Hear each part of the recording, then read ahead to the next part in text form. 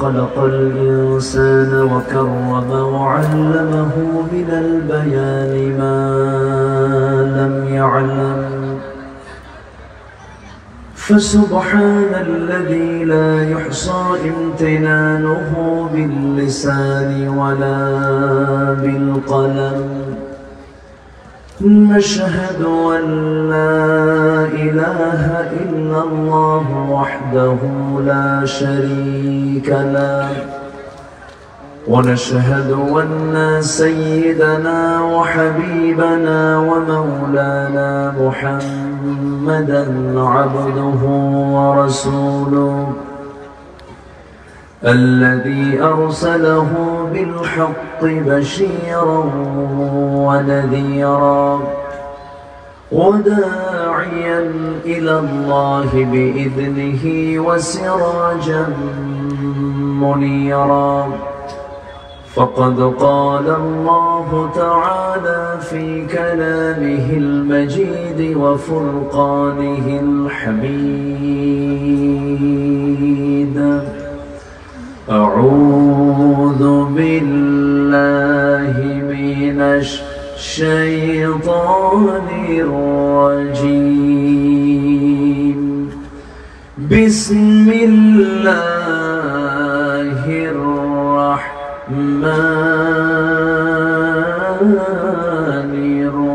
الرحيم.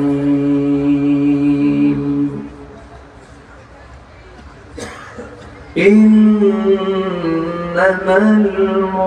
المؤمنون الذين آمنوا بالله ورسوله ثم لم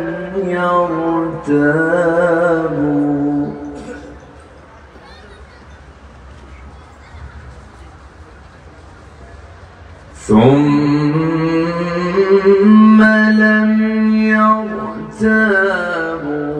وجاهدوا بأموالهم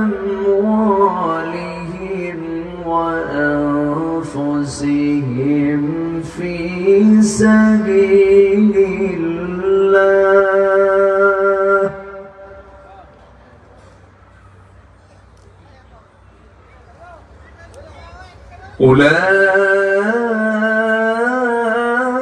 أولئك هم الصادقون.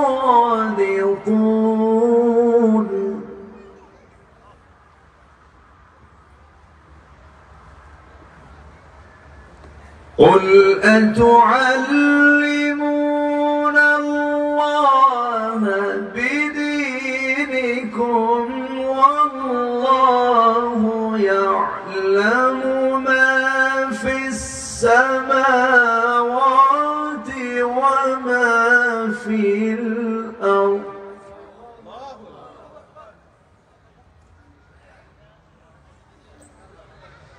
والله بكل شيء عليم.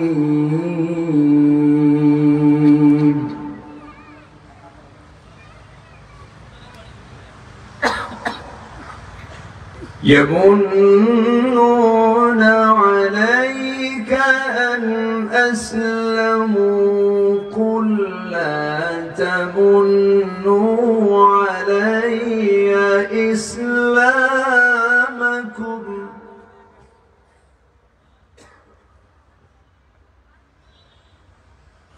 بل الله يمن عليكم أن هداكم للإيمان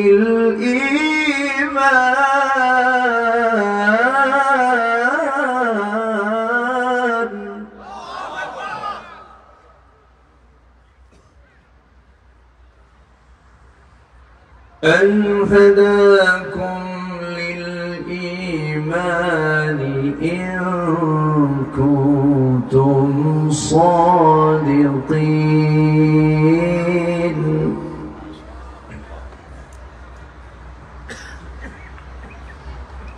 الله أكبر. بسم الله الرحمن الرحيم.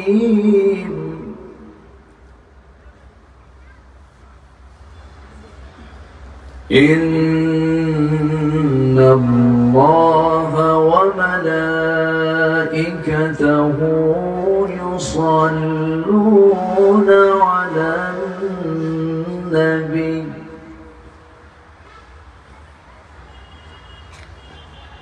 يا أيها الذين آمنوا صلوا عليه وسلموا تسليما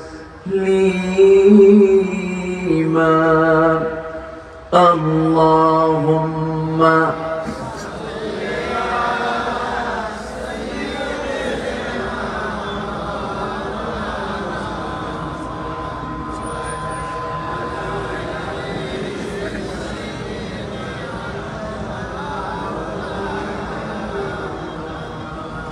شبيب بلغ العلا بكماله كشف التجى بجماله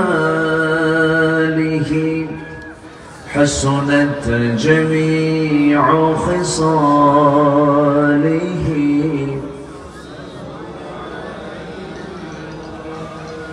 سراج الملة تمهي فخر دو عالم دلبار مولاه شريف الأنبياء نسخا كل أديان دثره بلغ العلا كشف التجى بجماله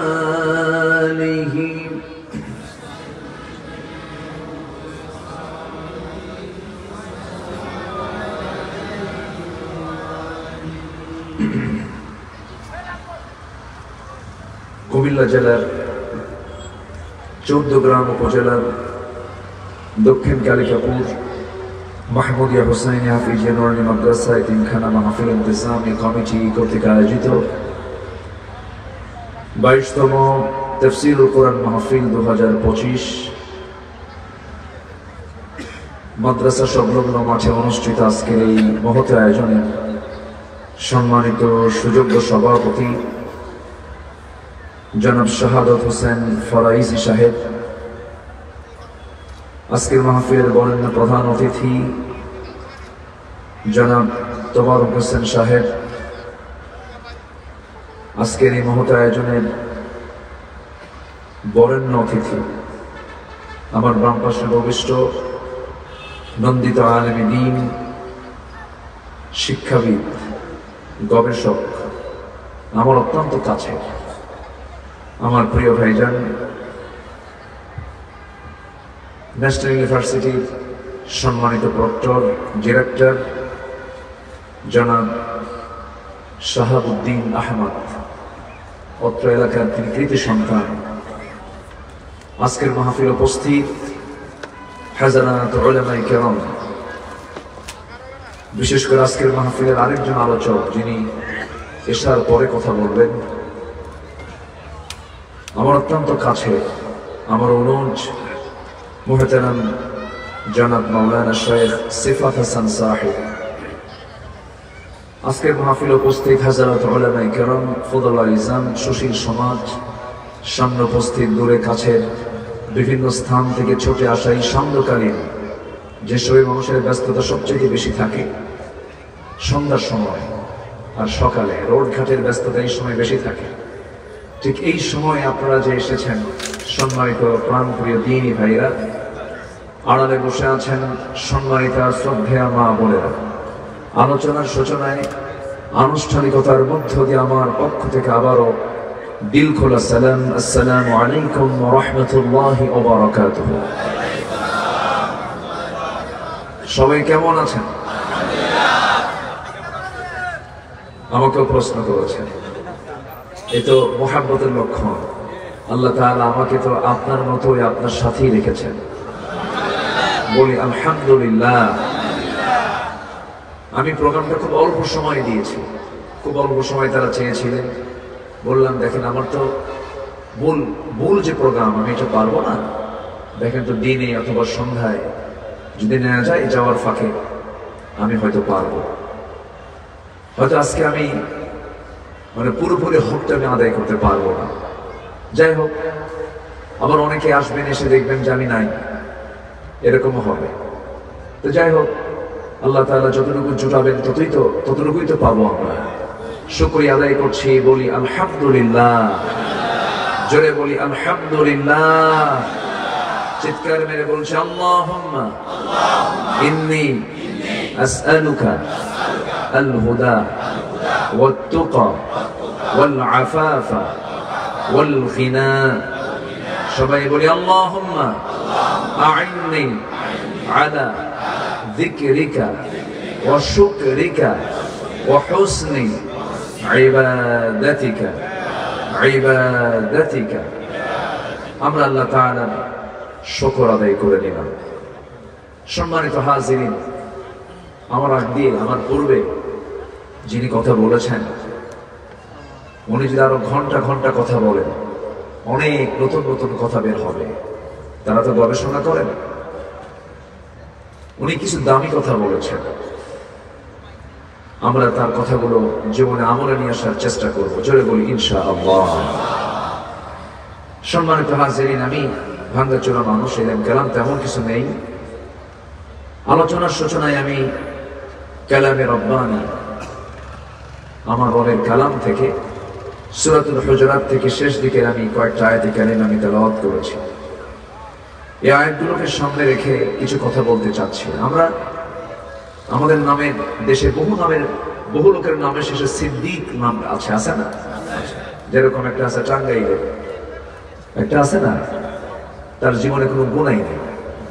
সে বলেছে আমার তো কোনো গুনাই না, আমি আমিন করবো কেন? হুজুররা আমিন করে, আমি কি আমিন বলবো? আমার তো জীবনে কোনো পাপই নেই। তো এরকম সিদ্দিকই আমার দেশে বহু আছে। তো আল্লাহ তাআলা নিজে বলছেন কিছু কাজ আছে যে কাজগুলো করলে আমি আল্লাহ নিজে সিদ্দিক খেতাব দেব। উলাইকা হুমুস সাদিকুন।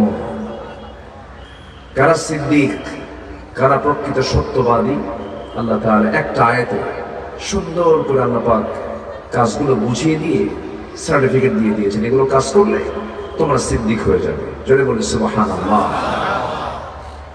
আরো কিছু আয়াত আমি তেলাওয়াত করেছি, দেখি অল্প সময়ের মধ্যে নাতি দীর্ঘ এই কথার মধ্যে যতটুকু পারা যায় আমি চেষ্টা করব। জোরে বলি ইনশাআল্লাহ। সম্মানিত হাজিরিন, 14 গ্রাম, আসলে 14 না, এখানে তো শত শত গ্রাম আছে, তাই না? এখনো 14 গ্রামই আছে। এখন তো 14 গ্রাম অনেক জেলার চেয়েও বড়, গ্রাম তো আর নাই। মিয়া বাজারে যে পরিমাণ হোটেল আছে, আমার তো মনে হয় গোটা দেশে এত হোটেল নেই। আপনারা এত সেবা দেন অতিথিদের, মুসাফিরদের, গোটা দেশের মানুষ মানে ক্লান্তি দূর করে হলো 14 গ্রামে এসে। এত হোটেল আপনারা বানিয়েছেন, সেবা দেন পারেন দেখি তো, সেবা দিতে পারেন দেখি তো করতে পেরেছেন। আপনারা খাওয়া দেন, আলহামদুলিল্লাহ। জোরে বলি আলহামদুলিল্লাহ। সম্মানিত উপস্থিতি, আমরা যে কালাম আমরা শুনতে এসেছি, এই কালাম শুনতে দেয়নি দীর্ঘদিন 14 গ্রামবাসীকে। এই মাহফিলগুলো ছিল ওদের কাছে চক্ষুশুল। ওরা প্রোগ্রামগুলো যখনই নাম শুনেছে, যেখানে মানে ওদের মনা নয়, ওদের পরিপন্থী, ওদের চিন্তা চেতনার নয়, এরকম কোন আলেম এখানে আসতেছে, তখন বলে দিত যে না, ওই সমস্ত আলোচকদের আলোচনা হবে না। এরকম বহু রিপোর্ট আমার কানে, অনেক মাহফিল বন্ধ করে দিয়েছে, আমাকে আসতে দেয়নি মোটামুটি 13 বছর। অলিপুরে আমার লাস্ট মাহফিল ছিল। অলিপুর চিনেন তো মনে হয় নাকি? অলিপুরে সেখানকার স্থানীয় চেয়ারম্যান মহোদয়, আমি আধা ঘন্টা কথা বলার পরে বললো হুজুর যা ওয়াজ করছেন থাক, আর দরকার নেই। ওই যে শেষ হলো, আমি আর আসতে পারিনি। অনেককে আসতে দেয়নি। ওদের কাছে বড় জ্বালা ছিল যদি জাতি যদি কোরআন বুঝতে পারে, জানতে পারে, ওদের পায়ের তলায় তো মাটি থাকবে না। এটাই ছিল ওদের সবচেয়ে বড় জ্বালা। কিন্তু আল্লাহু মুতিম্মু নূরিহি ওয়ালাউ কারিহাল কাফিরুন। সম্মানিত বন্ধুগণ, আবু জেহেল এটা জানতো।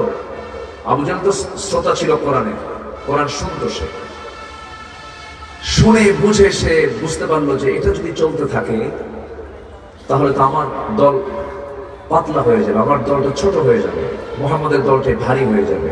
বলে ফেলল ওয়াকালাল্লাযীনা কাফারু লা তাসমাউ লিহাযাল কুরআন ওয়ালগাউ ফীহি লাআল্লাকুম তাগলিবুন। তো এরকম করেই একই ধারা, যারা কোরআনকে অচল করে রাখতে চায় তারা তো অচল হবেই, এটাই কি স্বাভাবিক। অচল হয়ে যায় নাই? অচল হয়েছে কিনা খবরই তো নাই। তারা এখন আছে যে কোথায়, ফেরেশতাগুলো যে কোথায় আছে আল্লাহ জানে। মাহফিল করতে গেলেই কি একটা বড় ফরম্যাট করেছিল গোটা দেশে। মাহফিল কমিটি মাহফিলের ডাক দিলেই থানায় যেতে হবে। মানে যারা কমিটির লোক তারা বড় আসামি, থানায় গিয়ে একবার না দুবার না থানা ফেল এসপি অফিস যেতে হবে। এসপি পারবে না, ডিসির কাছে যেতে হবে। এমন ভাবে তারা রেস্ট্রিক্ট করে রেখেছিল, বাধাগ্রস্ত করে রেখেছিল যে মাহফিল যেন না হয়। কমিটির জুতার তলা ক্ষয় হতো, মাহফিলের পারমিশন মিলত না। কি ঠিক কিনা বলেন? সময়ের পরিক্রমায় এখন থানা থেকেই ফোন আসে কমিটির কাছে, কিছু লাগবে কি? ঠিক কিনা? উল্টা এখন তারাই ফোন দেয়। আমি আমার একটা ব্যক্তিগত মাহফিল, আমার এক প্রতিষ্ঠান আছে আমার এলাকায়, আমি ডিভিশনাল ডিএজি কে, পুলিশের ডিএজি মহোদয়কে ফোন দিয়ে বললাম, ভাই এরকম আমার একটা মাহফিল আছে, আপনাকে আসতে হবে। হুজুরদের তো দাওয়াত পাই না, এই দাওয়াত কি আর মিস করা যায়?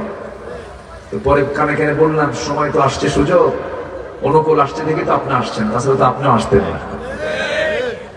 তো বিষয়টা হলো,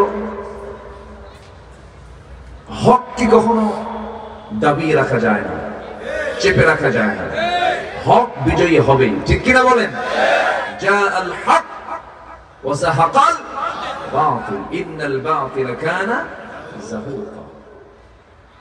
এখন আমরা একটা পরিবেশ পেয়েছি, এই পরিবেশকে কি কাজে লাগানোর দরকার আছে না নাই বলেন তো? কাজে লাগাতে হবে। আমার দেশে কি এখনো চাঁদাবাজি হয় না? আসতে বলে হয় না? আচ্ছা, মদের দোকানে মদের দোকানদার বসে আছে না? কাস্টমার? সুদের কারবার? মেয়েরা কি এখনো উলঙ্গ হয়ে রাস্তায় বের হয় না? হয়। তবে সবই কিন্তু আছে, চলছে। কিন্তু আমাদের এখন কাজ বেড়ে গেছে, আমাদের কাজটা কি বেড়ে গেছে, অনুকূল পরিবেশ এসেছে। এখন এই সময় হলো আমাদের সকল কাজগুলো গুছিয়ে নেবার সময়। আমাদের কাজ করতে হবে, সেই কাজ করার জন্য আগে মিনিমাম ব্যক্তি জীবনে কিছু যোগ্যতার দরকার আছে না নাই বলেন তো? সাজিয়ে নিতে হবে নিজের জীবনকে, নিজের জীবনকে শৃঙ্খলার ভিতরে নিয়ে আসতে হবে, ইমানের মধ্যে নিয়ে আসতে হবে, গুছায় নিতে হবে নিজের জীবনকে। সাজাবো আমরা, প্রস্তুতি নেব আমরা দুনিয়ার না আখিরাতের। বলেন বলেন বলেন বলেন কিসের? আখিরাতের প্রিপারেশনটা নিলে সব ঠিক হয়ে যাবে। আমি কোরআনকে সামনে রেখে আখিরাতের যে প্রস্তুতি, কোরআনের শিক্ষায় 15টা পয়েন্ট আমি একটু কথা বলতে চাচ্ছি। জোরে বলি ইনশাআল্লাহ। আচ্ছা, আমরা দুনিয়া সাজাবো না আখিরাতকে সাজাবো? দুনিয়া দরকার নেই, হ্যাঁ? আছে কিনা? আছে কিনা? দুনিয়াও দরকার আছে। একটা দোয়া আমরা পড়ি না, একটা দোয়া পড়ি তো, সেই দোয়াতে দুনিয়াই আগে। আল্লাহ রাব্বুল আলামিন বলেন, যারা পড়েন ঠোঁট মিলিয়ে বলুন, রব্বানা আতিনা ফিদ দুনিয়া হাসানাতাও ওয়া ফিল আখিরাতি হাসানাতাও ওয়া কিনা আযাবান নার ওয়াজআলনাল জান্নাতা মাআল الأبرار জোরে বলুন আল্লাহু আকবার। দুনিয়াও দরকার, আখিরাতও দরকার, তবে আখিরাতকে বেশি প্রাধান্য দিতে হবে। দুনিয়ার জীবনে আল্লাহ পাক বহু কিছুকে আকর্ষণ করে দিয়েছেন। যুয়িনা লিন-নাসি হুব্বুশ শাহাওয়াত মিনান নিসাই ওয়াল বানিনা ওয়াল কানাতিরিল মুকানতারাতি মিনাদ-যাহাবি ওয়াল ফিদ্দাতি ওয়াল খাইলিল মুসাওওয়ামাহ ওয়াল আন'আমি ওয়াল হারথ ذلك متاع الحياة الدنيا والله عنده حسن المآب জোরে বলুন আল্লাহু আকবার। মানুষের জন্য ডেকোরেট করা হয়েছে, মানুষের জন্য সুসজ্জিত মোহগ্রস্ত মোহনীয় করা হয়েছে ছয়টা জিনিসকে: নারী, সন্তানাদি, চিহ্নিত অশ্ব, সপঞ্জীবিত স্বর্ণরৌপ্য, শস্যাদি, গবাদি, ফসলাদি, এগুলো মানুষের জন্য আকর্ষণীয় করে দেওয়া হয়েছে। কিন্তু আল্লাহ বলছেন, শোনো বান্দা, সব তো আকর্ষণীয় করেছি, তবে আমার কাছে ফিরে আসাটাই তোমার জন্য উত্তম প্রত্যাবর্তন স্থল। আমার কাছে তোমাকে ফিরে আসতে হবে। সন্তান নিয়ামত, ঠিক আছে, সন্তান অবশ্যই আমার আপনার জন্য নিয়ামত, আবার সন্তানটা পরীক্ষার মাধ্যম। এরপরে নারীটা আমার জন্য নিয়ামত, ভালো। নারীর প্রতি টান থাকতেই পারে, কিন্তু যৌন কামনা তো অবৈধ নয়। তবে আল্লাহ পাক দেখতে চান সেই যৌন কামনাটা বৈধ পন্থায় না অবৈধ পন্থায়। বৈধ পন্থায় আল্লাহ পাক দেখতে চান। ফানকিহু মা তাবা লাকুম মিনান নিসা, তোমার মন মতো বিয়ে করে নাও, কোনো সমস্যা নাই। ওয়ালা তানকিহুল মুশরিকাত হাত্তা ইউমিননা, কোন মুশরিকা নারীকে বিয়ে করো না। এই যে আল্লাহ পাক শর্ত জোড়ায় দিয়েছেন। শুধু শরিয়াটাকে মেনে নিয়ে তুমি তোমার নারীর সঙ্গে, একজন নারীর সঙ্গে তুমি জীবন যাপন করো। আল্লাহ পাক মাওয়াদ্দাতা ওয়া রাহমা, ওর মধ্যে মুহাব্বত রেখে দিয়েছেন এবং রহমত রেখে দিয়েছেন।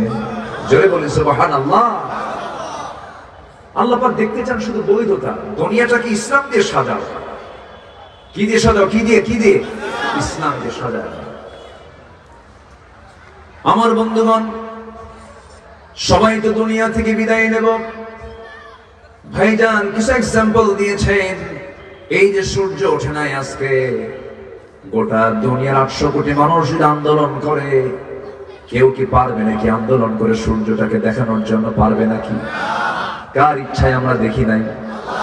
আবার আল্লাহ যদি দেখান, কার ইচ্ছায় দেখবো আমরা?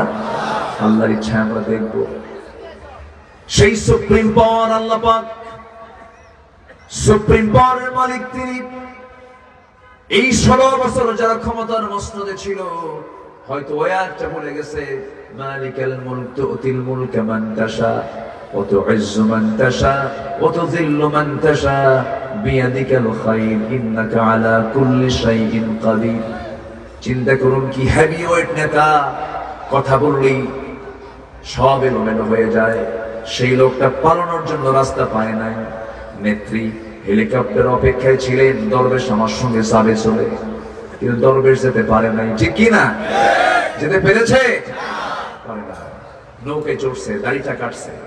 নৌকায় চড়ছে, দাড়িটা কাটছে, মাথার চুল কালো বানাইছে, পাঞ্জাবি খুইলা গেঞ্জি পরছে, পাজামা খুইলা লুঙ্গি পরছে।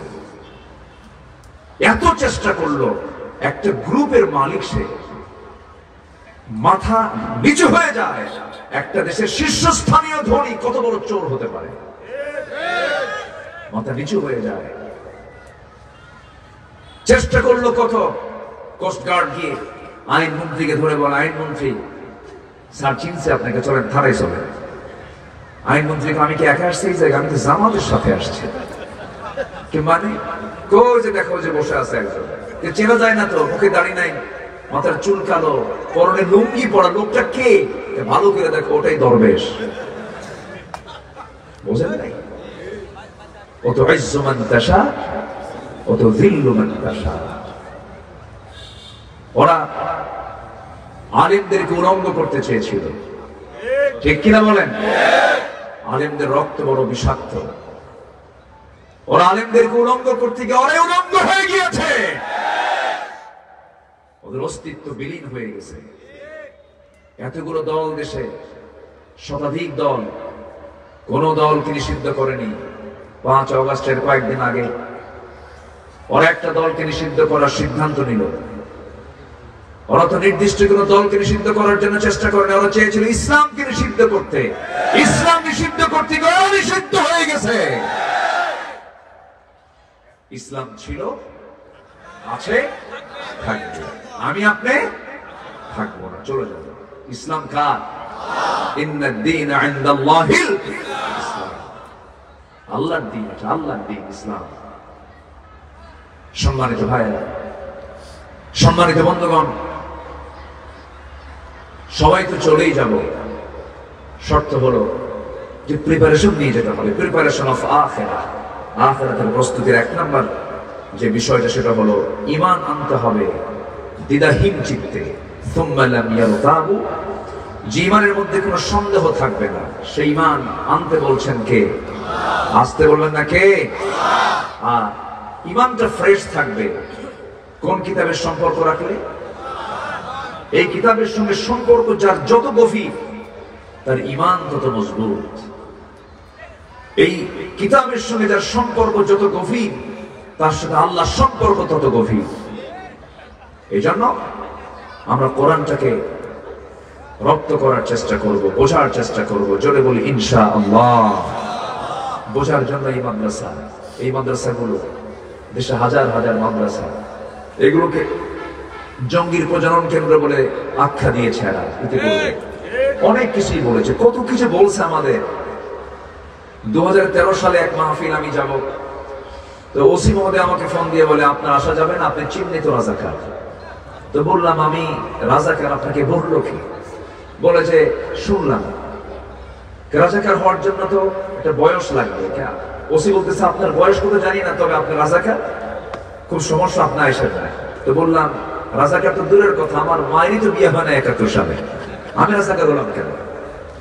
ওরা এই রাজাকার শব্দটা ব্যবহার করেছে 16 বছর, আর সেই রাজাকার শব্দকে আল্লাহ পাক ব্যান্ড শব্দকে ব্যান্ড বানায় দিয়েছে। ঠিক কি না? ঠিক আছে না? আমি কে, তুমি কে? আল্লাহ ধরায় দিয়েছে।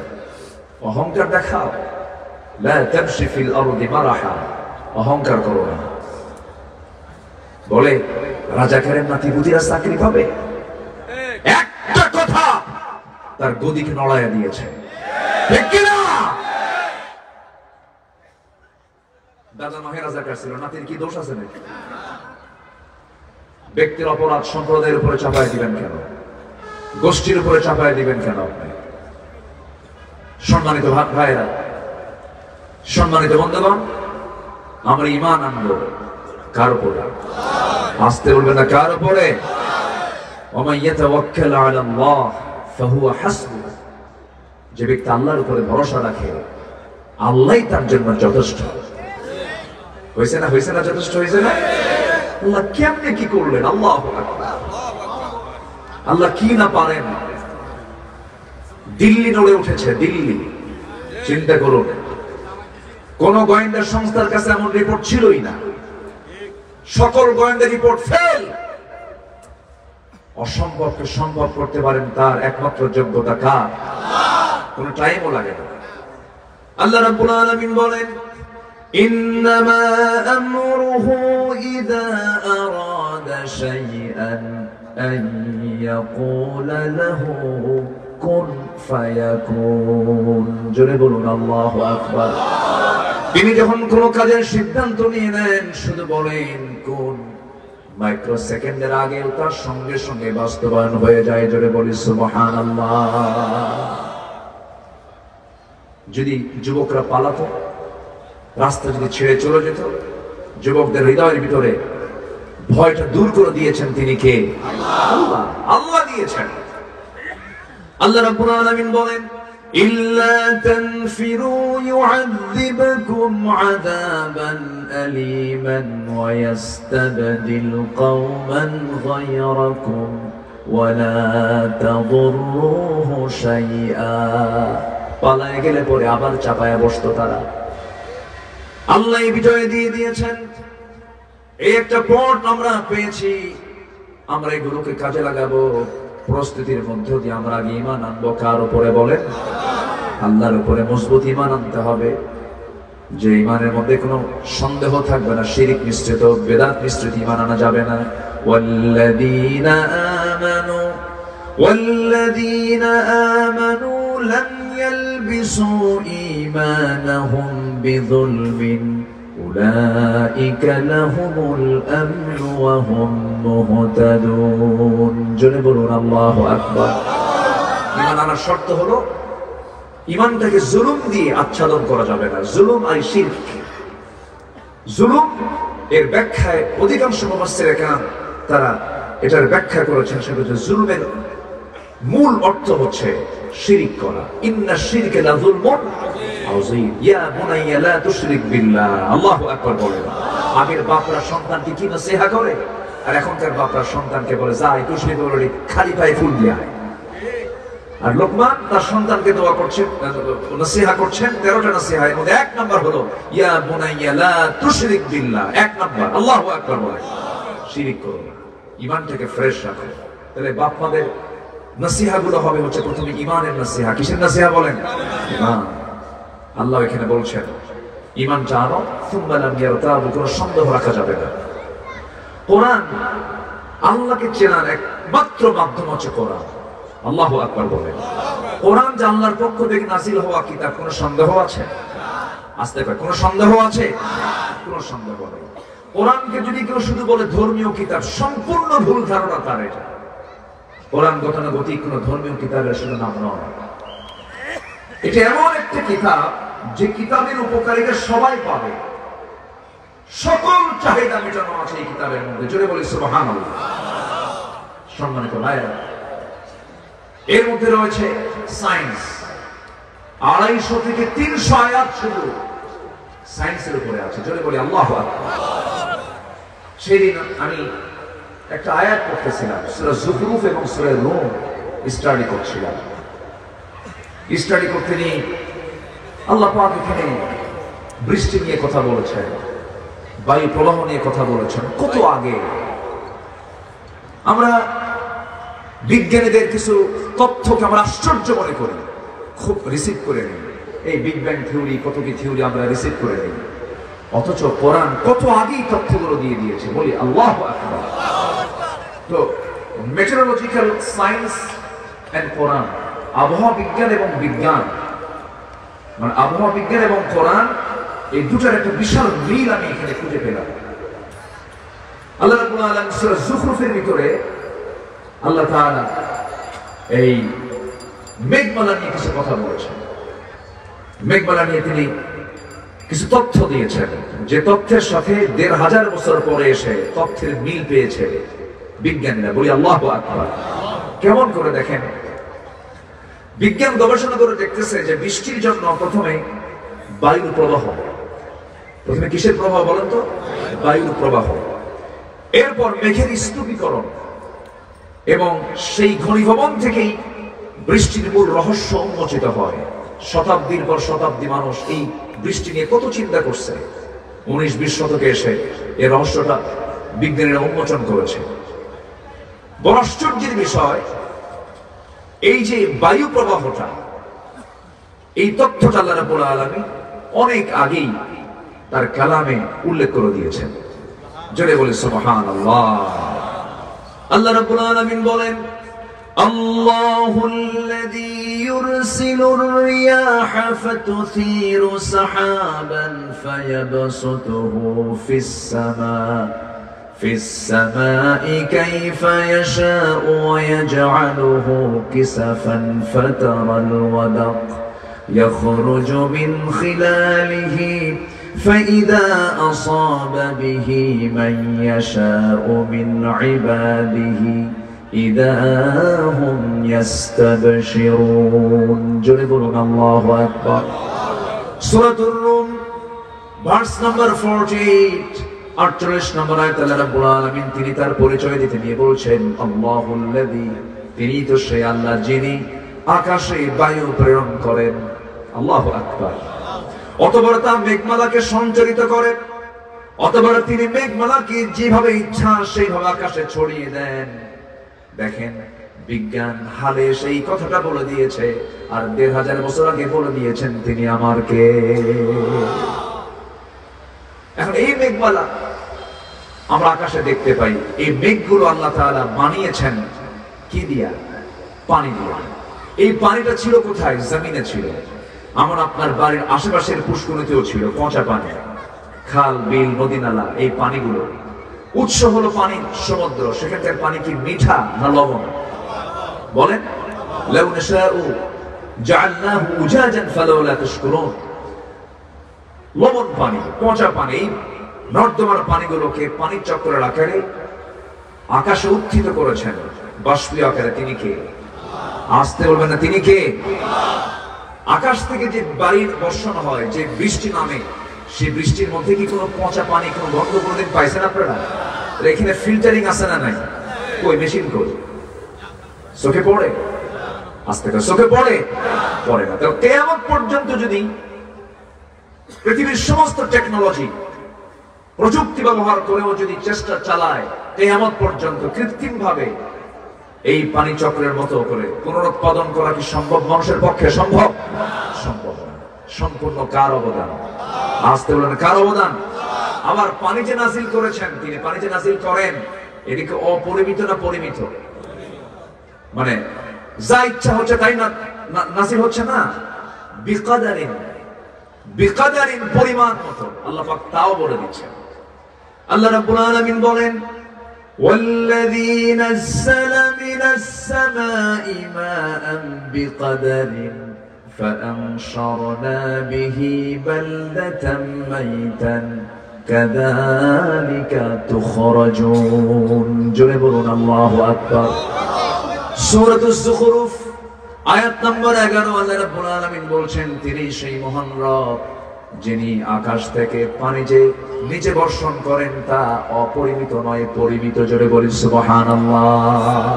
পরিমাণ মতো, যে পরিমাণ পানি নিচ থেকে বাষ্পীয় আকারে ওঠে, ওই পরিমাণ পানি আল্লাহ পাক আবার নাযিল করেন। আল্লাহু আকবার বলবেন না? এই পানি পৃথিবীতে আল্লাহ পাক নাযিল করেন আকাশ থেকে, আবার জমিন থেকে আবার উঠান পানি চক্রের আকারে। ভূপৃষ্ঠ থেকে প্রতি সেকেন্ডে যে পরিমাণ পানি উত্থিত হয় উপরে বাষ্পীয় আকারে, বিজ্ঞান বলছে প্রতি সেকেন্ডে 16 মিলিয়ন টন পানি বাষ্প হয়ে আল্লাহ পাক উপরে উঠায় নেন। সুবহানাল্লাহ বলেন। 16 মিলিয়ন টন, যা বছরের পরিমাণ দাঁড়ায় হলো 513 ট্রিলিয়ন টনে। 513 ট্রিলিয়ন টনে এক বছর আল্লাহ পাক সেই পানিগুলোকে বৃষ্টির জন্য উপরে উঠায় নেন। কেউ তো সুবহানাল্লাহ বললেন না? যদি এগুলো না হতো, সব কি ঠিক থাকতো না? এলোমেলো হয়ে যেত। বলেন কি হয়ে যেত? সব এলোমেলো হয়ে যেত, কিচ্ছু থাকতো না, সব শেষ হয়ে যেত। মানুষের চলাচল বন্ধ হয়ে যেত। এই পানি চক্র যদি ঠিক না থাকতো, সবকিছু ইকোলজিক্যাল যে সিস্টেমটা, ভারসাম্য সব নষ্ট হয়ে প্রাণীর অস্তিত্ব ধ্বংসের মুখে পড়ে যেত। এগুলোকে সব চালিয়েছেন তিনি আমার কে? সেই রবের প্রতি ঈমান আনার দরকার আছে না নাই? সুম্মা লাম ইয়ারতাবু, কোন সন্দেহ ছাড়া ঈমান আনতে হবে। সন্দেহ মুক্ত ঈমান কখন হবে? যখন আমি এগুলো কিছু চিন্তার মধ্যে আনবো, আল্লাহ তুমি কত বড় রব, সুবহানাল্লাহ। ঈমান কখন পাকা হয়ে যাবে? আল্লাহ বলছেন, আল্লাযীনা ইয়াযকুরুনাল্লাহা কিয়ামান ওয়া কুউদান ওয়া আলা জুনুবিহিম ওয়া ইয়াতাফাক্কারুনা ফী খালকিস সামাওয়াতি ওয়াল আরদ ربنا ما خلقت هذا باطلا سبحانك فقنا عذاب النار। জোরে বলুন আল্লাহু আকবার।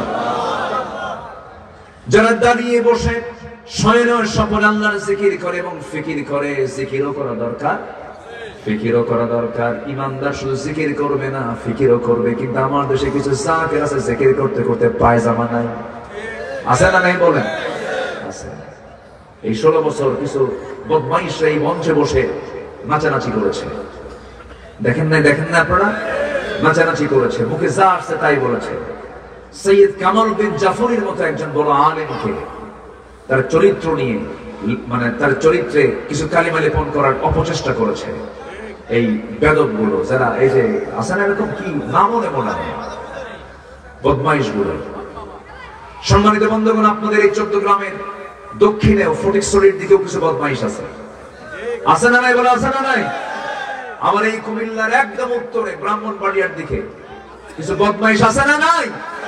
মাঝখানে আপনারা ভালো আছেন, মাশাআল্লাহ, আপনারা অনেকটা মাঝখানে আপনারা ভালো আছেন, কিন্তু এই দক্ষিণের সমস্যা, বলেন বলেন বলেন, উত্তরের সমস্যা, এগুলো ঠিক করার সময় এখন। আসতে জোরে বলেন ঠিক কিনা? এই সমস্ত বেদাতি যারা মাজার পূজা করে, যারা শিরকের কারবার নিয়ে ব্যস্ত থাকে, কি বলে লাকসামের দিকেও কিছু বদমাইশ আছে, বড়ুরা, তারপরে ওই ওই ওই সাইডে কিছু আছে। হ্যাঁ, এগুলো মাথায় নিতে হবে। যুবকরা, তোমরা একটা চেঞ্জ এনেছো, এখন সংস্কারের জন্য রাস্তায় আবার নামতে হবে, কি ঠিক কিনা? ঠিক কিনা? নামতে হবে, তোমাকে চেষ্টা চালাতে হবে। এই শিরক, এই বেদাত আজকে সমাজে তারা 16 বছর ওই বাম রামদের সহযোগিতায় ওরা এটাকে প্রসার করার চেষ্টা করেছে, আর সুযোগ দেব না আমরা, ঠিক কিনা? জোরে বলি ইনশাআল্লাহ, আর জোরে বলি ইনশাআল্লাহ। আমরা ঈমান আনবো ভালো করে, জোরে বলি ইনশাআল্লাহ। ইয়া আইয়ুহাল্লাযীনা আমানু আমিনু, ঈমানদাররা ভালো করে ঈমান আনো। কার কথা?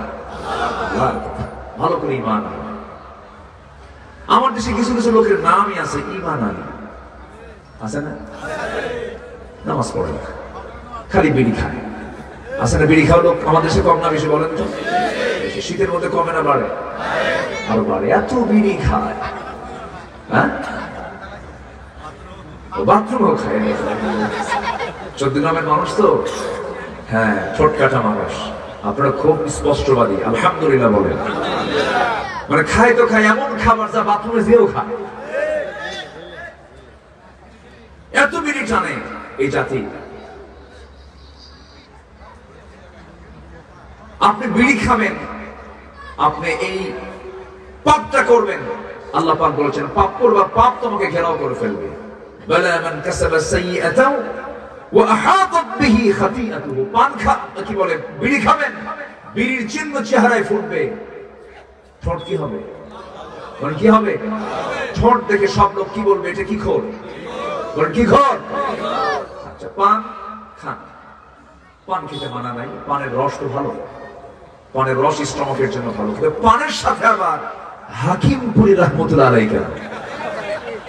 এখানে কথা আছে, এখানে ক্লেম আছে না নাই? আছে না নাই? আপনি উম্মতে মুহাম্মাদি বিশ্বনবীর মুখের সৌন্দর্যের দিকে একটু হাদিসটা দেখেন। আমার নবী যখন হাসি দিতেন, দাঁতগুলো মুক্ত দানার মতো ঝিলিক মারত। নবীজি বলেছেন, আমার উম্মতের যদি কষ্ট না হতো মেসওয়াকটাকে ওয়াজিব বানাই দিতাম। এত পরিচ্ছন্ন ছিলেন আমার রাসূল, পকেটে চিরুনি থাকতো, মেসওয়াক থাকতো, সুগন্ধি থাকতো। আর সেই নবীর উম্মতের পকেটে থাকে এখন গাঁজা, বিড়ি, জর্দা, গুল। মানান হলো? মানান হলো? এটা মানান হলো। এগুলো বাদ দিতে হবে, আমার স্ট্যান্ডার্ড হবো। জোরে বলি ইনশাআল্লাহ। অনেক লোক পান খায়, মুখের মধ্যে নিয়ে কথা বলে, সেই পানের যে লাল, যে কি বলে এটা, হ্যাঁ, থুতু, যেটা এটা সিটে সিটে আসে আমাদের গায়ে, এত পান খায়। রাত 3টার দিকে উঠেও পান খায়। আছেন এরকম? আছে না? খান আপনি, আপনি বুড়া হয়ে গেছেন, পান না খেলে কেমন হয়? ঠোঁট লাল না হলে তো বুড়া মানায় না, খান, কিন্তু পরিমাণ মতো সবকিছু করো। কোন নেশার দিকে যাওয়া যাবে? কোন নেশার দিকে আমরা যাবো না। জোরে বলি ইনশাআল্লাহ। ঈমানদার এই সমস্ত বাজে কাজ করে না, ঈমান এগুলো বাজে কাজ করে না, এগুলো করবে না ঈমানদার কখনো। এই পর্যন্ত যতগুলো বাজেট আমার দেশে হয়েছে, প্রত্যেকটা বাজেট অর্থমন্ত্রী বিড়ির দাম বাড়াইছে। যারা বিড়ি খায় তাদেরকে আরো বাড়াও, প্রয়োজনে বাড়ি বেঁচে হলেও খাবো। হ্যাঁ, বাড়ালে আরো। রাগ করলেন মনে হয় আপনারা? হুজুর আপনি এগুলো কি কম, বিড়ি কি ছাড়া যায়? আমরা বদভ্যাস গুলো ছাড়বো। বিড়ি ছাড়তে পারবেন না আপনি, ইমান টিকে রাখবেন কেমনে বলেন? এই সমস্ত বদভ্যাস গুলো আমরা ছেড়ে দেবো জীবন থেকে, জোরে বলি ইনশাআল্লাহ। নবীজির শেষ আমল সুন্নাত কি জানেন? রাসূল যখন দুনিয়া থেকে বিদায় নেন তার শেষ আমল ছিল হলো মিসওয়াক করা। শেষ আমল কি ছিল? মিসওয়াক। সহিহ বুখারীর বর্ণনা, আমার নবীজি আম্মা জান আয়েশার ঘরে ঝুঁকে পড়লেন, ঝুঁকে পড়ে বলছেন, আয়েশা প্রচন্ড মাথা ব্যথা শুরু হয়ে গেছে, প্রচন্ড জ্বর হচ্ছে আমার, কেমন যেন লাগতেছে আয়েশা, এবং আমার শরীরের ভিতরে কামড়াচ্ছে। বিষ আমাকে যে প্রয়োগ করেছিল খাবারের মধ্যে, সেই বিষয় করে দেখা দিয়েছে। আয়েশা একটু আমাকে আরাম নিতে হবে, তোমার উরুটা বিছায়া দাও। তিনি উরুটা বিছায়া দিলেন, নবীজি শুয়ে থাকলেন। কিছুক্ষণ পর বলছেন, আয়েশা বুকটা কেমন যেন বন্ধ বন্ধ লাগে, একটা মিসওয়াক এনে দাও। তিনি বলছেন, আমি কেমনে উঠবো রাসূল, আমার উরুতে শুয়ে আছেন। আমি আমার ভাই আব্দুর রহমানকে ডাক দিলাম। আব্দুর রহমান ইবনে আবু বকর রাদিয়াল্লাহু আনহুকে ডাক দিলেন, মিসওয়াকের জন্য মিসওয়াক এনে দেওয়া হলো। সেই মিসওয়াকটা নিয়ে নবীর হাতে দেওয়ার আগে আম্মা জান আয়েশা সেই মিসওয়াকটা চাবায়া চাবায়া নরম করে দিচ্ছেন। চাবায়া চাবায়া নরম করে দিয়ে নবীর হাতে যখন তুলে দেওয়া হলো, আমার নবীজি মিসওয়াকটা হাতের মধ্যে নিয়ে শুরুতেই মিসওয়াক শুরু না করে, দাঁত পরিষ্কার শুরু না করে, আম্মা জানের মুখের থুতু লেগেছিল সেই মিসওয়াকের আগায়, সেই থুতুগুলো চুষে চুষে পান করছেন। আর নবীজি মুসকে মুসকে হাসি মারতেছে, হাসি দিয়ে বলছেন, আয়েশা রে, মরণের সময় আমার মনে হয় চলে আসছে, আমি দুনিয়া থেকে বিদায় নিয়ে নেব, তোমার একটু হক আদায় করার চেষ্টা করলাম। নবীজি মিসওয়াক সম্পূর্ণ করলেন, নবীজি দুনিয়া থেকে বিদায় নেবেন। আজান হয়ে গেছে, সাইয়েদনা বেলাল আজান দিলেন। রাসূল বলছেন, আয়েশা আজান তো হলো, নামাজ তো পড়ানো দরকার। ভুলেই গেছেন, তিনি অসুস্থ। আজান হওয়ার সঙ্গে সঙ্গে তিনি খাড়া হচ্ছেন, চট করে পড়ে যেতে নিলেন। আম্মা জান আয়েশা তাকে ধরে ফেলে বলছেন, ইয়া রাসূলুল্লাহ, জামাতে মনে হয় আপনি নামাজ আর পড়তে পারবেন না। নবীজি কেঁদে কেঁদে বলছেন, আয়েশা রে, মনে হয় জামাতে নামাজ পড়তে পারবো না। তুমি আমার বন্ধু, তোমার বাবা আবু বকরকে বলো আমার মুসল্লায় দাঁড়ায় যেন আমার দায়িত্বটা পালন করে নেয়। আল্লাহু আকবার, আল্লাহু আকবার। আমার নবীজি দুনিয়া থেকে বিদায় নিয়ে নেবেন। সাহাবায়ে কেরাম আযান শোনার সঙ্গে সঙ্গে সব মসজিদে চলে এসেছে, কিন্তু নবীর মুসল্লাটা ফাঁকা। নবীজি আমার নাই, সময় চলে যাচ্ছে, রাসূল আসে না। বলে দেওয়া হলো, সাইয়েদনা আবু বকর সিদ্দিক রাদিয়াল্লাহু আনহু যখন নবীর মুসল্লায় যখন দাঁড়ালেন, দাঁড়ানোর সঙ্গে সঙ্গে সাহাবায়ে কেরামদের মধ্যে হাওমাও শুরু হয়ে গেছে, কান্নাকাটি শুরু হয়ে গেছে। মনে হয় নবীর পেছনে জামাতে নামাজ শেষ মধ্যে জুটবে না, সবাই কান্নাকাটি করছেন। রাসূল বলছেন, আয়েশা রে, আমার সাহাবীরা কান্দে, সাহাবীরা তো নামাজ শুরু করলো, আমাকে একটু নিয়ে যাও তো। জানালার কাছে যখন ফাঁকা দিয়ে নবীজি আম্মা জান আয়েশার ঘাড়ের উপরে ভর দিয়ে দাঁড়ায় দাঁড়ায় নামাজের দৃশ্যগুলো দেখছিলেন। সাহাবায়ে কেরাম নামাজ পড়ছেন, কাঁদতেছেন। নবীজি দৃশ্যগুলো দেখে নবীজির চক্ষু অশ্রুপূর্ণ হয়ে গেল। রাসূল বলছেন, আয়েশা, আমার সাহাবীরা নামাজ পড়ে। আম্মা জান আয়েশা বলেন, ইয়া রাসূলুল্লাহ, আপনি কান্না করেন কেন? সাহাবীরা তো আল্লাহর হক আদায় করছেন, নামাজটা পড়ছেন, আপনার তো কান্নাকাটি করার কোনো প্রয়োজন নাই। রাসূল বলছেন, আয়েশা রে, মানুষ কান্নাকাটি করে দুই সময়, একটা হলো চরম দুঃখের সময়, একটা হলো চরম আনন্দের সময়। আমার চোখের পানিতে দেখতে পেয়েছ আয়েশা, এই চোখের পানিটা আমার চরম আনন্দের পানি। জানো, এই নামাজ আমাকে মক্কার মানুষরা পড়তে দেয় নাই। নামাজ পড়তে গেছি, রুকু করতে গেছি, উঠির পচানারি বলে চাপায়া দিয়েছে, মুখ থুবড়ে জমিনে পড়ে গেছি। সেই নামাজ আজকে রাষ্ট্রীয় পর্যায়ে কায়েম হয়ে গেছে। ওরে আয়েশা, এই নামাজ কায়েমের সংগ্রাম করতে গিয়ে তায়েফের মানুষ আমাকে পাগল বলে আখ্যা দিয়া মেরে মেরে রক্তাক্ত করে জমিনে ফেলে দিয়েছে। এই নামাজ কায়েমের সংগ্রাম করতে গিয়া ওরে আয়েশা, উহুদের ময়দানে আমার দেখুন এই যে দাঁত দুটা নাই, দাঁত ভেঙে দিয়েছে। এই যে কপালে আমার লোহার ফলার চিহ্ন, গালের মধ্যে লোহার ফলার চিহ্ন। ওরে আয়েশা, আজকে আমি কোমর সোজা করে দাঁড়াতে পারি না। খন্দকের যুদ্ধের পরীক্ষা খনন করতে গিয়া কোদাল মারতে মারতে 4 দিন না খাওয়া আমি, আমার কোমরটা কুজো হয়ে গেছে, কোমরটা সোজা করতে পারি না। সেই নামাজ আজকে রাষ্ট্রীয় পর্যায়ে কায়েম হয়ে গেছে। এমন আনন্দ আমার চোখে পানি বের করতে বাধ্য করেছে। আমার নবীজি দুনিয়া থেকে বিদায় নেবেন।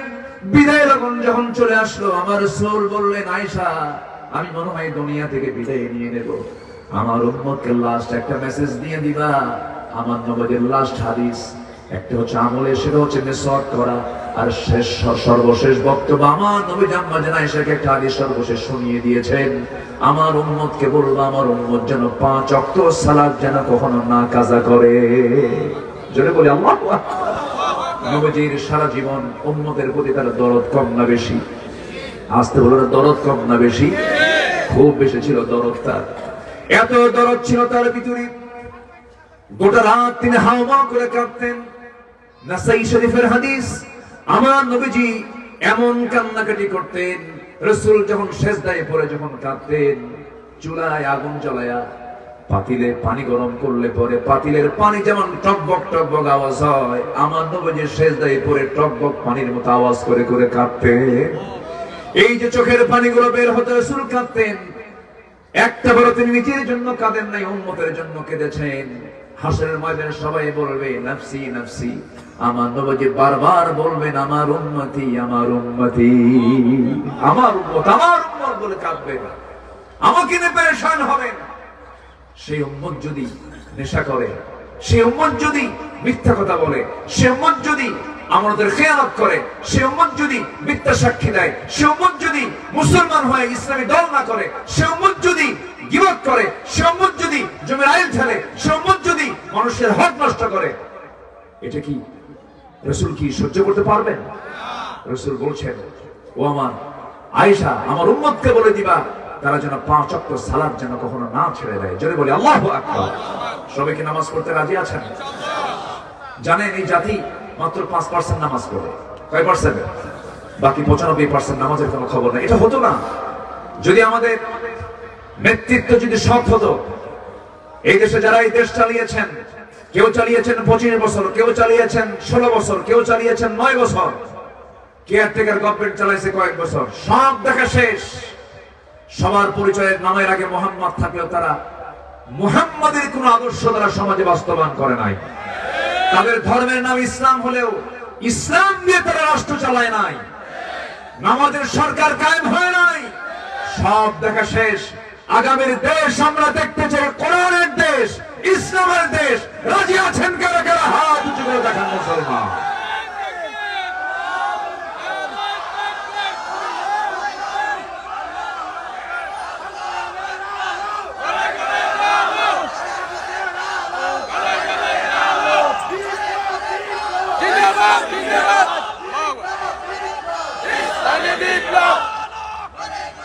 আল্লাহ কবুল করুন। জোরে বলি আমিন। আরো জোরে আমিন। কষ্ট দিচ্ছি? আমরা প্রস্তুতি চালাবো, প্রস্তুতি নেব আমরা দুনিয়া না আখিরাতে। আখিরাতকে সাজাবো আমরা কোরআন দিয়ে। জোরে বলি ইনশাআল্লাহ। জোরে বলি ইনশাআল্লাহ। রাসূল 40 বছর চেষ্টা করেছেন কোরআন ছাড়া, পারছেন? নবীর মতো মানুষ যার জীবনে একটা মিথ্যা কথা নাই, যার চুল পরিমাণ কোনো হিংসা নাই। আমার আপনার মধ্যে হিংসা নাই? আসতে বলো, আছে না নাই? এখানে আল্লাহ পাক সর্বশেষ মেসেজ দিয়েছেন কোরআনে, ওমিন শাররি হাসিদিন ইযা হাসাদ। হিংসা আসতে নিলেও হিংসা আসা যাবে না। ক্বালা ইয়াকুম ফিল হাসাদ ফাইনাল হাসাদ ইয়াকুলুল হাসানাত কামা তাকুলুন নার আল হাতাব। হিংসা সমস্ত আমলকে শেষ করে ফেলে। আমার নবীর জীবনে এক চুল পরিমাণ হিংসা ছিল না। 40 বছর পর্যন্ত চেষ্টা করেছেন কোরআন ছাড়া, পেরেছেন? নবীর মতো মানুষ যদি না পারেন, আমি আপনি পারবো? কোরআন ছাড়া কিছু করতে গেলে পারবো আমরা? পারবো। অতএব কোরআন দিয়ে আমাদের সবকিছু করতে হবে। যাদের সিদ্ধান্ত কোরআন, তাদের সাথে আমরা আছি। যে সমস্ত নেতার সিদ্ধান্ত কোরআন দিয়ে নয়, সমাজ চালানো, রাষ্ট্র চালানো, যারা ওই যুবকরা তোমার হাতে মদের বোতল তুলে দেবে, যারা নারী তুলে দেবে, জেনার জন্য উস্কায় দেবে, যারা চাঁদাবাজির জন্য তোমাকে বলবো, ওই সমস্ত নেতৃত্বের মুখে আমরা জুতা মারি, থুতু মারি। সতর্ক হতে হবে। আর ঠকতে চাই না, আর আমরা ঠকতে চাই না। জোরে বলি ইনশাআল্লাহ। আখিরাত সাজাবো। জোরে বলি ইনশাআল্লাহ। নাম্বার 2, ঈমান তো আনলাম। নাম্বার 2 হচ্ছে ঈমানকে আরো সুন্দর করার জন্য আল্লাহ পাক একটা পরিভাষা ইউজ করেছেন, তাকওয়া। কি বলেন তো? তাকওয়া। তাকওয়া মানে বেঁচে থাকা, সকল প্রকার হারাম কাজ থেকে বেঁচে থাকা। আমরা থাকবো। জোরে বলি ইনশাআল্লাহ। ইত্তাকুল্লাহ ওয়া কুলু কাওলান সাদীদা তাআওয়ানু আলাল বিররি ওয়াত তাকওয়া। অনেক লম্বা লম্বা কথা ছিল। আমার পাশে যিনি বসে আছেন ওনার পাশে রেখে কথা বলা খুব কঠিন। ওনারা গবেষক তো, কোথায় যে কোন ভুল হচ্ছে আল্লাহ জানে। নাম্বার 3 হলো ন্যায় প্রতিষ্ঠা এবং সদাচার।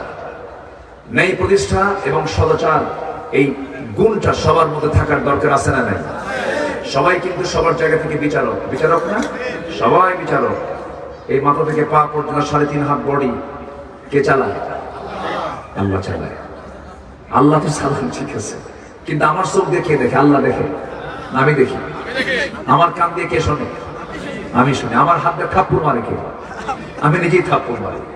তো আমার এই বডি আমি চালাবো কেমনে? এর প্রতি কি অবিচার করা যাবে? যদি আমি মিথ্যা কথা বলি তাহলে আমার জিহ্বার হক আদায় হলো না। ওয়াকুলু লিন-নাসি হুসনা ওয়াকুলু কওলান সাদীদা।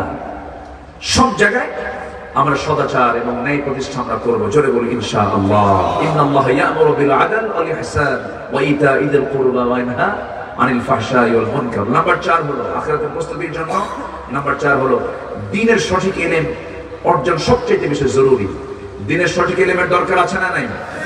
চোখ বন্ধ করে মাদ্রাসায় দিবেন সন্তানকে, চোখ বন্ধ করে। এই যে ভাইরা মাদ্রাসায় পড়ে নাই, উনি তো মাদ্রাসায় পড়েছে। আজকে একটা ইউনিভার্সিটির তিনি একটা বড় পোস্টের বড় একজন কর্মকর্তা, প্রক্টর থেকে এখন ডিরেক্টর। আপনি ডিরেক্টর হয়েছেন এখন, আলহামদুলিল্লাহ। আপনাদের এলাকার কৃতি সন্তান তিনি, অনেক বড় মাপের তিনি আলেম। আল্লাহ তুমি তার সকল খেদমতকে তুমি আল্লাহ কবুল করে দাও। জোরে বলে আল্লাহুম্মা আমিন। মাদ্রাসায় পড়লে হীনমন্যতায় ভুগবেন না। এদেশের বহু প্রেসিডেন্ট শাহাবুদ্দিন আহমদ ছিল একসময় প্রেসিডেন্ট, উনি মাদ্রাসার ছাত্র। এই নোয়াখালী বেগমগঞ্জের কি বলে কোম্পানিগঞ্জের ব্যারিস্টার মওদুদ আহমদ, উনি মাদ্রাসার ছাত্র ছিল। সাবেক প্রধানমন্ত্রী, ঢাকা আলিয়ার ছাত্র ছিল। ওনার বাবা হেড মাওলানা ছিলেন ঢাকা আলিয়া। হীনমন্যতায় ভুগবেন না কখনো। মাদ্রাসায় পড়লে সব শেখা হয়ে যায়। আল্লাহু আকবার বলে। মাদ্রাসায় পড়লে কি শেখা হয়ে যায়? সব শেখা হয়ে যায়। আপনি মেধাবী হলে সব শিক্ষা আপনি অর্জন করতে পারবেন। মাদ্রাসায় চোখ বন্ধ করে দিবেন। শিক্ষার বিপ্লব না হলে জাতির বিপ্লব হবে না। সুশিক্ষার বিপ্লব হতে হবে। দ্বীনের সঠিক ইলম আমরা হাসিল করব। জোরে বলি ইনশাআল্লাহ। জ্ঞানীকে শয়তান কখনো পরাজিত করতে পারে না। একজন জ্ঞানীকে শয়তান কখনো পরাজিত করতে পারে না, ধোকায় ফেলতে পারে না। মূর্খকে ধোকায় ফেলে দেয়। নাম্বার 5, অধিক সংখ্যক নেক আমল করা। কি সংখ্যক বলেন তো? গুনাহ হয় না আমাদের? গুনাহ হয় না? গুনাহ তো হবে, কিন্তু গুনার পরিমাণটা বেশি হবে না কম হবে?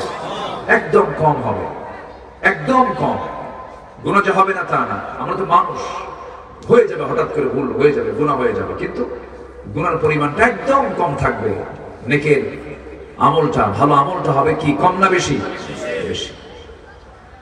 আল্লাহ রাব্বুল আলামিন বলেন নেক আমল করলে কি হবে? দু জায়গায় আসছে কথা। ইন্নাল্লাযীনা আমানু ওয়া আমিলুস সালিহাতি কানাত লাহুম জান্নাতুন নাঈম। সূরা লুকমান আয়াত নাম্বার 8। আবার সূরা কাহফে বলেছেন ইন্নাল্লাযীনা আমানু ওয়া আমিলুস সালিহাত কানাত লাহুম জান্নাতুল ফিরদাউসি নুজুলা খালিদিনা ফিহা লা ইয়াবগুনা আনহা হিওয়ালা। জোরে বলুন আল্লাহু আকবার। নাম্বার 6 হলো ধৈর্য ধারণ করা। ধৈর্য ধরা সবচেয়ে বড় একটা ঈমানের গুণ। আখিরাতের জন্য সবচেয়ে বড় একটা গুণগত দিক হলো ধৈর্য ধরতে হবে। যে কোনো জিনিস অর্জন করতে গেলে আগে সবার আগে কোন গুণটা দরকার বলে? ধৈর্যটা দরকার। বি আগে না ধৈর্য আগে? বলেন, বি আগে না ধৈর্য আগে? প্রায় ফোন আসে, বলে হুজুর, সেটা এক মহিলা ফোন দিয়ে বলে হুজুর আমার স্বামী সকালেও তালাক দেয় বিকেলেও তালাক দেয়। কি কর? সকালেও তালাক দেয় বিকেলেও তালাক দেয়। আমি কি আসি? বলে যে আমি কি তার বউ আছি নাকি? আমি কি মজুদ আছি কিনা? সকালেও দেয় বিকেলেও দেয়। এটা কি ধৈর্য? না। এরকম ধৈর্যহীনতা সকল ক্ষেত্রে আমাদের জন্য ক্ষতি বয়ে আনবে। আমরা ধৈর্যশীল হব। জোরে বলি ইনশাআল্লাহ। চলে যাচ্ছেন? বসেন। এটাই আলহামদুলিল্লাহ। শুনে কি করবো?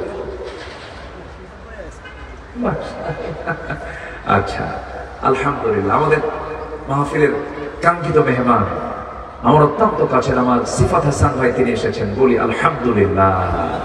আমি আর আলোচনা বাড়াবো না, শেষের দিকে আস্তে আস্তে আমি চলে যাব। যেহেতু মেহমান চলে আসছেন, এটা ঠিক নয়। যতটুকু হয়েছে আমরা বলে ফেলি। আজান পর্যন্তই ছিল আমার আলোচনা, বলো তো। আচ্ছা, আল্লাহু আকবার, আলহামদুলিল্লাহ। তো আমাদের পরবর্তী যে মেহমান, তিনি আলোচনা করবেন এশার পর, না এশার পরে। সবাই থাকবেন না ইনশাআল্লাহ? সবাই থাকবেন না ইনশাআল্লাহ? একটা লোকও যাবেন না। ওনার প্রত্যেকটা লাইন, প্রত্যেকটা শব্দ, প্রত্যেকটা বাক্যই দামি দামি কথা।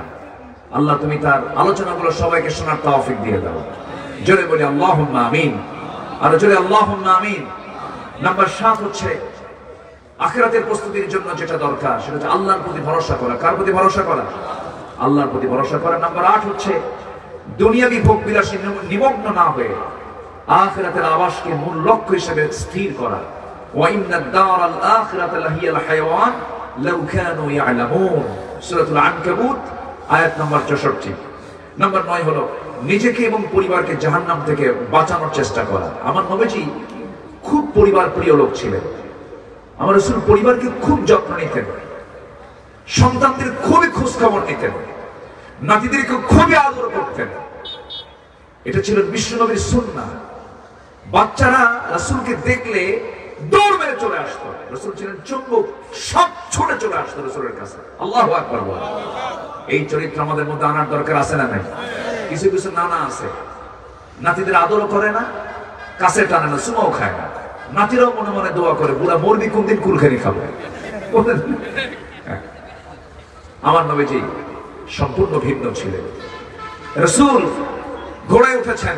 হুসাইন বলছেন, না না আপনি ঘোড়ায় চড়েন, আমার কি শখ হয় না ঘোড়ায় চড়বো? রাসূল বললেন, তোমার তো পা বড় হয়নি, ঠ্যাং ছোট, পারবা কেমনে? ঠিক আছে, আমি যদি ওই ঘোড়ায় না চড়ি তো তুমি নামো। রাসূলকে নামায় দিয়ে বলেছেন, না না তুমি এখন ঘোড়া হও। রাসূল সামনে দুটো হাত আগায় দিয়েছেন, ঘোড়ার মতো রাসূল সোজা হয়ে আছেন। লাফ মেরে হুসাইন রাদিয়াল্লাহু আনহু নবীজির পিঠের উপরে বসে গেছে আর বলছেন, ঘোড়া যা, ঘোড়া যা। রাসূল গোটা ঘর ঘুরে বেড়াতেন। আল্লাহু আকবার বলেন। নাতিদেরকে সময়, বিশ্বনবী পরিবারকে সময় দিচ্ছেন। ফাতিমা রাদিয়াল্লাহু তাআলাকে বিয়ে দিয়েছেন ধনীর সাথে না গরিবের সাথে? গরিবের সাথে বিয়ে দিয়ে বলছেন, ফাতিমা বিয়ে তো দিলাম কিন্তু তোমার ছাড়া তো আমি থাকতে পারি না। রাসূল জুমার খুতবাতেও তার নাম উল্লেখ করতেন মাঝে মাঝে। আল্লাহু আকবার বলেন। এত ভালোবাসতেন, 3 দিন পার হতো না, 3 দিন না, দেখতে যেতে। ফাতিমাকে দেখলে নবীজির মন ভালো হয়ে যেত এবং রাসূল বলতেন, ফাতিমা আমার কলিজার টুকরা, আমার দেহের টুকরা। জোরে বলি আল্লাহু আকবার। একদিন ফাতিমা রাদিয়াল্লাহু আনহা তিনি স্বামীর সঙ্গে পরামর্শ করে নবীর সামনে এসে বসে আছেন। রাসূল বললেন, তুমি কিছু বলবে? কাব্বা, আপনার নাতিগুলো খুব কষ্ট হয়, 2টা বাচ্চা আমার, আমি একা পারি না, একটু দেখুন তো, আপনার সুযোগ তো অবশ্যই আছে, কোন একটা কাজের মানুষ যদি আমাকে দিতেন আমার খুব উপকার হতো। আমার নবীজি ফাতিমা রাদিয়াল্লাহু আনহাকে আস্তে করে ডাক দিয়ে বলছেন, মা আমার কাপড় আমি ধুই, আমার ঘর আমি ঝাড় দেই, আমি আমার কাজগুলোকে নিজে করা পছন্দ করি, আমি কোনো কাজের মানুষকে দিয়ে কোনো কাজ করতে আমি স্বাচ্ছন্দ্য বোধ করি না। আমার কলিজার টুকরা মেয়ে, তুমি আমার মতো হবে, কাজের মানুষের কোনো প্রয়োজন নাই। যাও, আমি তোমাকে একটা আমল শেখায় দিচ্ছি, সুবহানাল্লাহ, আলহামদুলিল্লাহ, আল্লাহু আকবার। এই আমলটা 33, 34 বার করে সকাল সন্ধ্যা পড়বে, আমার আল্লাহ তোমার সমস্ত কাজের জিম্মাদারি হয়ে যাবে। বাড়িতে গিয়ে স্বামীর সামনে গিয়ে দাঁড়ালেন। সাইয়েদনা আলী বললেন, ফাতিমা রাসূল কি বললেন বলো? আমার এই আমলটা শিখাইয়া দিলেন। সিফিন যুদ্ধের দিনে সাইয়েদনা আলী এই আমল করতে বলেন নাই, আমল করেছেন। আমার ভাইরা, আমার নবী পরিবারকে সময় দিয়েছেন, কারণ আল্লাহ রাব্বুল আলামিন বলেছেন, ইয়া আইয়ুহাল্লাযীনা আমানু কু আনফুসাকুম ওয়া আহলিকুম নারা। নিজে বাঁচো, পরিবারকে জাহান্নাম থেকে বাঁচাও। কার কথা? আল্লাহর। নাম্বার 10 তওবা করা। আমরা কি করব? তওবা করি। ইল্লা মান তাবা ওয়া আমানা তুবু ইলাল্লাহি জামিআন আইয়ুহাল মুমিনুন। আমরা তওবা করব কার কাছে? ভুল হবে আমার, মাফ করবেন কে? তওবা ছাড়া। তওবা সহ, তুবু ইলাল্লাহ ফাইন্নী আতুবু ফিল ইয়াউমি 100 মাররা। আমি রাসূল সারা দিনে 100 বারেরও বেশি বার তওবা করি, তোমরা তওবা করো। কার কাছে তওবা করব আমরা? নাম্বার 11 হলো আল্লাহর পথে ব্যয় করা, ইনফাক ফি সাবিলিল্লাহর কাজ করা। নাম্বার 12 হলো শিরকের অন্তর্ভুক্ত সকল কর্মকাণ্ড থেকে নিজেকে পরহেজ রাখা। নাম্বার 13 হলো আল্লাহ প্রদত্ত একমাত্র সঠিক পথের অনুসরণ করা। নাম্বার 14 হলো আল্লাহ রাসূলের আনুগত্য করা, সালাত কায়েম এবং যাকাত প্রদান করা। নাম্বার 15 হলো সর্বক্ষণ মহান আল্লাহর সামনে দাঁড়িয়ে চেষ্টা করা চোখের পানি ফেলে কাঁদা। কার কাছে? আসতে হলো না, কার কাছে? আল্লাহর কাছে। যদি কাঁদতেই হয় কাঁদার জায়গা এক জায়গায়, কার কাছে কাঁদবো আমরা? বলেন কার কাছে? পৃথিবীর প্রথম ভাষা আমার কি হাসি না কান্না? আমরা মূলত পৃথিবীতে এসেছি হাসার জন্য না কাঁদার জন্য? পৃথিবীর প্রথম ভাষা কি আমাদের? বলেন পৃথিবীতে সেই প্রথম ভাষা কি? আমরা আল্লাহর কাছে কাঁদবো। কান্নার জায়গা এক জায়গা, সেটা হলো কার কাছে? আল্লাহর কাছে আমরা কাঁদবো। আসো এই প্রিপারেশন অফ আখিরাত, আখিরাতের প্রস্তুতির জন্য এই আমলগুলো আমরা শেখার চেষ্টা করব। আমি কথা আর বাড়াতে পারছি না, যতটুকু হয়েছে আমরা একটু বলে ফেলে জোর করি আলহামদুলিল্লাহ, যে আমি আর কথা বাড়াতে পারবো না। ইতিমখানা এখানে না, ইতিমখানা না, ইতিমখানা আছে, ইতিমখানা পিছনেই। তো যদি আপনারা যারা এসেছেন এই সন্ধ্যার দিকে আসা মানে কি জানেন, এটা বিশাল বড় জিহাদ। কিন্তু এই সময় মানুষ খুব ব্যস্ত থাকে, বিভিন্ন কাজে বিভিন্ন জায়গায় থেকে ফিরে এই সময় এসেছেন আলহামদুলিল্লাহ। থাকবেন মাহফিল শেষ পর্যন্ত, জোরে বলি ইনশাআল্লাহ। এখানে এসে জামাত হবে।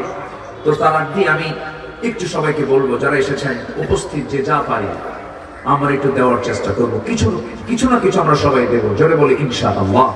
একটু জিকিরের তালে তালে আমরা যে যা পারি জিকির করেন সুবহানাল্লাহ আলহামদুলিল্লাহ লা ইলাহা ইল্লাল্লাহ সুবহানাল্লাহ।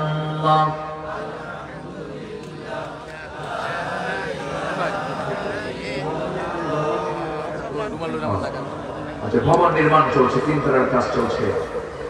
যে যদি কেউ দিতে চান মেহেরবানি করে একটু চাদর দিবেন, কি ভিতরে চাদর একটু ব্যাগ দিবেন, একটু ব্যাগ দিয়ে দেন। উপস্থিত যারা আছেন সবাই দেবেন, কম বেশি আমরা সবাই দেবো। আল্লাহ আপনি সবাইকে দিল থেকে দেওয়ার তৌফিক দাও। জিকির করে লা ইলাহা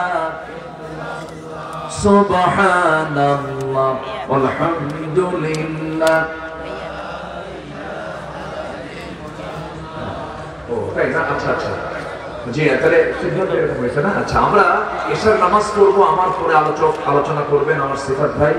আমি খুবই তার আলোচনার ফলোয়ার, আমি তার আলোচনা শুনি। তো সবাই তার আলোচনা শুনবেন, জোরে বলি ইনশাআল্লাহ। আমি বললাম যে প্রত্যেকটা লাইন, প্রত্যেকটা বাক্য তার দামি কথা। আলহামদুলিল্লাহ, আমরা শুনবো, বসবো, কেউ উঠবো না। তার আলোচনার পরে এখানে একসঙ্গে এশার নামাজের সময় একটু লম্বা থাকে, তাই না? আমরা যদি একটু লম্বা সময় একটু দিয়ে আমরা যদি একটু পরে নামাজ পড়ি, অসুবিধা আছে কি? আচ্ছা, সবাই থাকবো ইনশাআল্লাহ। জিকির করেন সুবহানাল্লাহ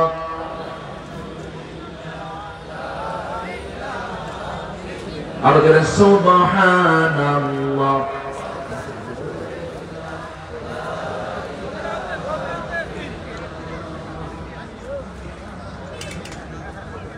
জি জি, সম্মানিত ভাইরা, যে যারা উপস্থিত যারা এসেছেন মেহেরবানি করে যে যা পারি আমরা সবাই দেবো ইনশাআল্লাহ। একটা সময় আসুক, দোয়া করেন যে এই মাদ্রাসাগুলো রাষ্ট্র পরিচালনা করবে ইনশাআল্লাহ। যারা বলে ইনশাআল্লাহ মাহফিল, এই মাদ্রাসা, এই মসজিদগুলো রাষ্ট্র চালাবে। একটা পরিবেশ আসুক, আমরা দোয়া করি, জোরে বলি ইনশাআল্লাহ। জি জি, আর যে যা পারি আমরা কেউ উঠবো না। আমরা উঠতেছি কেন? আমি তো উঠতে বলিনি। মেহেরবানি করে বসুন, একটা লোক নড়বেন না। এটি কিন্তু সুস্পষ্ট একটু খেলাফ হয়ে যাচ্ছে। একটু বসুন না। কত সময় সেদিকে আমরা ব্যয় করি। তো ছাত্র কিছু হাফেজ এখানে হয়েছে না, তাদের কিছু পাগড়ি আছে, সেই পাগড়িটা আমরা দিয়ে দেবো ইনশাআল্লাহ। কয়জন? 6 জন। মাশাআল্লাহ, 6 জন তো বিশাল ব্যাপার। 6 জন হাফেজ কোরআন, বলি আলহামদুলিল্লাহ। আমরা তাদের মাথায় পাগড়ি দেব, পাগড়ি প্রদান হবে এবং এরপর আমার পরে কাঙ্ক্ষিত মেহমান তিনি কথা বলবেন। সবাই বসুন, কেউ নড়বেন না। জি, বাবার জন্য দোয়া আছে। একজন ভাই দিয়েছেন কিছু টাকা, আল্লাহ কবুল করো, নেক নিয়ত মঞ্জুর করো, আব্বা আম্মাকে মাফ করো, জোরে বলি আমিন। জি জি, সম্মানিত উপস্থিতি, এখন আমাদের যে হাফেজ যারা রয়েছেন, 3 জন হাফেজ রয়েছেন আর 3 জন সবক শেষ করেছেন। এখন আমাদের হাফেজদেরকে পাগড়ি প্রদান করবেন আমাদের আজকের তাফসীরুল কোরআন মাহফিলের সম্মানিত প্রধান মেহমান বিশিষ্ট ইসলামী চিন্তাবিদ হযরত মাওলানা আব্দুল্লাহ আলামিন সাহেব এখন পাগড়ি প্রদান করবেন। মোহাম্মদ জাহিদুল ইসলাম জিহাদ পিতা মোহাম্মদ জামাল উদ্দিনকে এখন পাগড়ি প্রদান করবেন আমাদের সম্মানিত প্রধান মেহমান, আজকের এই প্রোগ্রামের সম্মানিত প্রধান মেহমান হযরত মাওলানা আব্দুল্লাহ আলামিন সাহেব। আব্দুল্লাহ আলামিন সাহেবকে পাগড়ি প্রদান করার জন্য বিশেষভাবে অনুরোধ করছি। এখন পাগড়ি প্রদান করবেন গ্রহণ করবেন মোহাম্মদ নবী হোসেন রিফাত পিতা মাহমুদুল ইসলাম।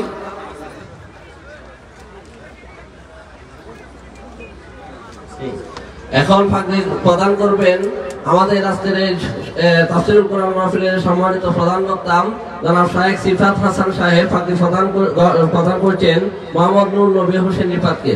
মোহাম্মদ নূর নবী হোসেন রিফাতকে পাগড়ি প্রদান করছেন আজকে আমাদের প্রধান বক্তা হযরত মাওলানা শায়েখ সিফাত হাসান সাহেব। এখন পাগড়ি গ্রহণ করবেন মোহাম্মদ আরাফাত হাসান। আরাফাত হাসান পাগড়ি গ্রহণ করবেন। পাগড়ি প্রদান করছেন আমাদের আজকের সম্মানিত প্রধান মেহমান